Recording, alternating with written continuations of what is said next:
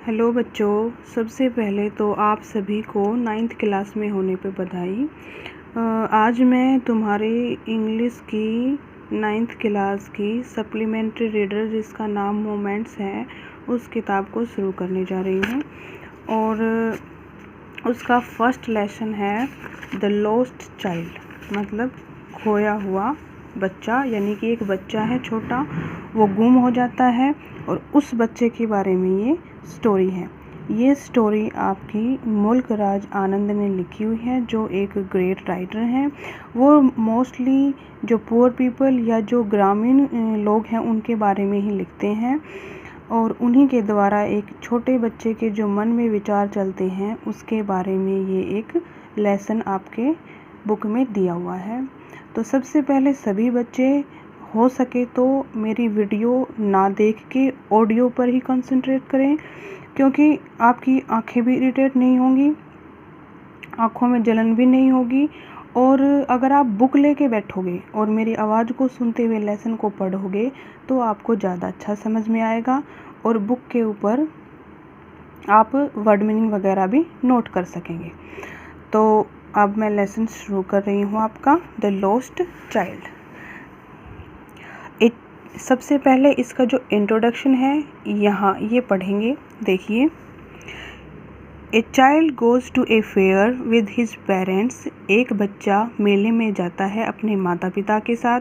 He is happy, वो खुश है। एंड एक्साइटेड, एक्साइटेड होता है उत्साहित, और वो उत्साहित है। एंड वांट्स द स्वीट्स, और मिठाइयाँ चाहता है। एंड टॉयज, और खिलौने। डिस्प्लेड देयर, जो वहाँ पर सुसज्जित थे। डिस्प्लेड होता है दिखाए गए थे, यानी कि जो मेले में मिठाइयाँ और खिलौने दिखाई दे रही थी या जो लगाए गए थे उनके प्रति वो उत्साहित था। But his parents do not by them for him, परंतु उसके जो माता पिता हैं, दैम मतलब स्वीट्स एंड टॉयज, उनको उसके जो माता पिता हैं उसके लिए वो खरीद के नहीं देते। Why then does he refuse, तो उन चीज़ों को वो तब क्यों मना कर देता है। When someone else offers them to him, जब कोई और उसको वो चीज़ें ऑफ़र करता है यानी कि भेंट करना चाहता है, तब वो मना क्यों कर देता है। ये सब बातें आप इस स्टोरी में पढ़ोगे। The lost child. It was the festival of spring, बसंत ऋतु का मौसम था। From the wintry shades of narrow lanes, ख़त्म होती हुई सर्दियों में तंग गलियों में। नैरो होता है संकीर्ण, लेन्स होता है गलियां, एंड एलेज, और सिकड़े हुए जो रास्ते हैं। अमर्ज्ड ए गेली क्लैड ह्यूमनिटी, उसमें एक प्रसन्नता भरी मानव जाति की भीड़ दिखाई दे रही थी, यानी कि जो लोग हैं, लोगों का जो झुंड है, जो प्रसन्न हुए लोग हैं वो उन गलियों में दिखाई दे रहे थे। मौसम अच्छा था, सर्दी ख़त्म होने वाली थी। सम वॉक्ड, कुछ चल रहे थे। सम रोड ऑन हॉर्सेज, कुछ घोड़ों पर सवार थे। अदर्स सैट, दूसरे बैठे हुए थे। Being carried in bamboo and bullock carts, वो बांस के छकड़ों में और बैलगाड़ियों में बैठे हुए थे। One little boy rain between his father's leg, एक छोटा लड़का अपने पिता की टांगों के बीच में से दौड़ता हुआ। Brimming over with life and laughter, वो खुशी से, जीवन की जो हंसी और खुशी होती है उससे पूरी तरह से भरा हुआ था, यानी कि उस जीवन की जो हंसी और खुशी थी उससे वो काफ़ी उत्साहित था। पिता की टांगों के बीच में दौड़ने से मतलब है पिता की टांगों के साथ से चल रहा था, वहाँ दौड़ते वो चल रहा था, इसका ये मतलब है। अब नेक्स्ट पेज पे आ जाते हैं। कम चाइल्ड कम, आओ बेटा आओ। कॉल हिज पेरेंट्स, उसके माता पिता पुकारते हैं। As he lagged behind, lagged behind मतलब जो वो पीछे रह जाता है। Lag, fascinated by the toys in the shops, वो उन खिलौनों से आकर्षित था जो दुकान में थे। दैट लाइन द वे, जो एक लाइन में, जो लाइन में लगे हुए थे, मतलब कि जो शॉप्स, जो दुकानें लाइन में थी यानी कि पंक्ति में थी और उनमें जो खिलौने लगे हुए थे उनकी तरफ वो उत्साहित था। जैसा बेटा आप मेले में देखते हैं, मेले में सारी जो लाइनें में जो दुकानें हैं वो एक लाइन में लगाई हुई होती हैं और उनमें आपके खिलौने, मिठाइयाँ या फिर कुछ और चीज़ें होती हैं जो मेले में होती हैं वो होती हैं।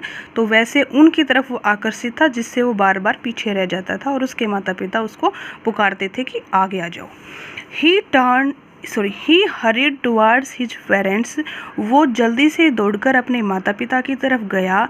हिज फीट, जो उसके पैर थे, ओबीडियंट टू देयर कॉल, वो उनके पुकारने पर आज्ञाकारी थे। His eyes still lingering on the receding toys, और जो उसकी आंखें हैं वो अभी भी पीछे जाते हुए खिलौनों के ऊपर लगी हुई थी। लिंगरिंग होता है टिकी हुई थी, रिसीडिंग होता है पीछे जाते हुए, वैसे रिसीडिंग घटते हुए होता है, यहाँ पर है पीछे जाते हुए, यानी कि वो आगे चल रहा था, जो दुकानों में जो खिलौने लगे हुए थे वो पीछे जा रहे थे।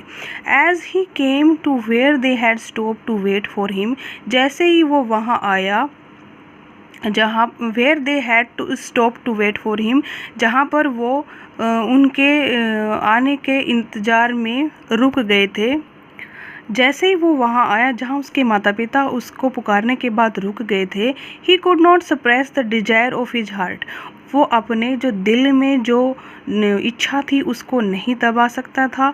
Even though he well live the old cold stare, यद्यपि वो ये अच्छे से जानता था, वो पुराना ठंडा स्टेयर ऑफ रिफ्यूजल, उसके पिता का उसकी तरफ देखना, रिफ्यूजल इन देयर आइज, उनकी आंखों में इनकार, मतलब उसके पिता की आंखों में जो पुराना ठंडा इनकार की जो भावना है उसको वो अच्छे से जानता था। उसको जानने के बावजूद भी वो अपने दिल में अपनी इच्छाओं को नहीं दबा पा रहा था। डिजायर इच्छा होती है, सप्रेस होता है दबाना। आई वॉन्ट दैट टॉय, मुझे वो खिलौना चाहिए। ही प्लीडेड, उसने प्रार्थना की। His father looked at him red eyed, उसके पिता ने उसकी तरफ लाल आंखों से देखा। In his familiar tyrant way, उसके परिचित तानाशाह ढंग से, मतलब उसके पिता ने परिचित गुस्से वाले ढंग से लाल आंखों से उसकी तरफ देखा। His mother melted by the free spirit, और उसकी माँ melted by the free spirit of the day, जो दिन की जो खुली भावना थी, यानी कि खुशनुमा दिन की जो भावना थी उससे उत्साहित होते हुए, वाज टेंडर, वो काफ़ी विनम्र थी। And giving him his finger to hold, और उसकी माँ ने अपनी उंगली दी उसको पकड़ने के लिए। सैड, कहा, लुक, देखो, चाइल्ड, बेटा, व्हाट इज़ बिफोर यू, कि तुम्हारे सामने क्या है, मतलब कि जैसे उस बच्चे का वो ध्यान हटा रहे थे वहाँ से, तब बोल रहे थे वो। It was a flowering mustard field, देखो फूलों वाला सरसों का खेत। पेल लाइक मेल्टेड गोल्ड, उसने क्या देखा, it was a flowering mustard field, फूलों वाला सरसों का खेत था। पेल लाइक मेल्टिंग गोल्ड, जो इतना पीला था जैसे पिघला हुआ सोना। As it swept across miles and miles of even land, और ये ऐसा लग रहा था जैसे कि एक ज़मीन के ऊपर काफ़ी मीलों मीलों तक फैला हुआ था। A group of dragonflies were bustling about on their gaudy purple wings, एक ड्रैगन फ्लाइज, जो ड्रैगन फ्लाइज होते हैं उड़ने वाले, जो थोड़े बड़े होते हैं, वैसे शुद्ध हिंदी में इनको व्याध पतंग बोलते हैं। जो ड्रैगन फ्लाइज है उसको आपकी लोकल हरियाणवी भाषा में जो हेलीकॉप्टर बोलते हैं बच्चे गांव में, वो हैं, उसको समझिए आप। एक ग्रुप ऑफ ड्रैगन फ्लाइज, जो ड्रैगन मक्खियाँ थी, उनका एक समूह, were bustling about on their gaudy purple wings, gaudy होता है तेज, यानी कि तेज पर्पल बैंगनी पंखों के साथ, वर बस्टलिंग, वह उड़ रहे थे, झिलमिला रहे थे। Intercepting the flight of a lone black bee, और वो दखलंदाजी कर रहे थे, इंटरसेप्ट कर रहे थे, दखलंदाजी कर रहे थे। The flight of a lone black bee, एक अकेली काली मधुमक्खी और बटरफ्लाई या फिर तितली की में, in search of sweetness from the flowers, जो फूलों से शहद यानी कि जो मिठास है उनको खोज रही थी। जो मधुमक्खी और तितली फूलों से मिठास खोज रही थी, उनकी उड़ान में वो ड्रैगन फ्लाइज बाधा बन रहे थे। The child followed them in the air, बच्चे ने उनका पीछा किया, चल के पीछा नहीं किया। The child followed them in the air, बच्चे ने उनका हवा में पीछा किया। विद हिज गेज, अपनी दृष्टि से। Till one of them would still it's wing, जब कोई भी एक उनमें से अपने पंखों को स्टिल यानी कि स्थिर करती, एंड रेस्ट और बैठने लगती, and he would try to catch it, तो वो इसको पकड़ने की कोशिश करता जैसे बच्चे आमतौर पर करते हैं। But it would go fluttering, परंतु ये लहराते हुए चली जाती, फ्लैपिंग फड़फड़ाते हुए, up into the air, हवा में ऊपर। When he had almost caught it is in his hand, जब लगभग उसने अपने when he had almost caught it in his hand, जब उसने लगभग इसको अपने हाथों में पकड़ लिया था, then his mother gave a cautionary call, तब उसकी माँ ने एक सावधानी चेतावनी देते हुए पुकारा, come child come, आओ बेटा आओ, come on the footpath, रास्ते पर आ जाओ।